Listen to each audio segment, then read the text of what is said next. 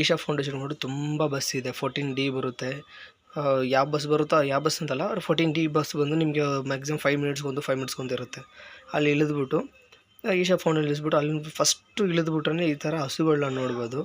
ಹಸುಗಳು ಅಷ್ಟು ಬ್ಯೂಟಿಫುಲ್ಲಾಗಿ ನಮ್ಮನ್ನ ವೆಲ್ಕಮಿಂದ ಕರೆಯೋ ಥರ ಇರುತ್ತೆ. ಮತ್ತು ಹಂಗೆ ಸ್ವಲ್ಪ ಚೂರು ಮುಂದೆ ಹೋದರೆ ಶಿವಂದು ಒಂದು ದೊಡ್ಡದು ಚಿಕ್ಕದಾಗಿ ಒಂದು ವಿಗ್ರಹ ಇರುತ್ತೆ. ಅದ್ರ ಕೆಳಗಡೆ ಒಂದು ತೆಂಗಿನಕಾಯಿ ಮರದ ಒಂದು ಹಿಂದ್ಗಡೆ ಒಂದು ಕೊಟ್ಟಿರ್ತಾರೆ.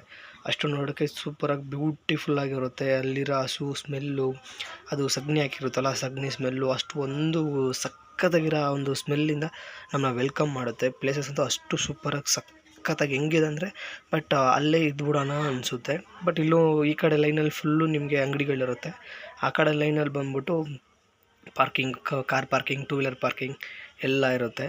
ಸೇಮ್ ಅದೇ ಥರನೇ ಇಲ್ಲಿ ಚಿಕ್ಕದಾಗಿ ಒಂದು ಮೈಕ್ ಥರ ಕೊಟ್ಟಿದ್ದಾರಲ್ಲ, ಅದರಲ್ಲಿ ಒಂದು ಶಿವಂದು ಒಂದು ಶ್ಲೋಕಗಳು ಹೋಗ್ತಾನೆ ಇರುತ್ತೆ. ಇಲ್ಲೂ ತುಂಬ ಚಿಕ್ಕದಾಗಿ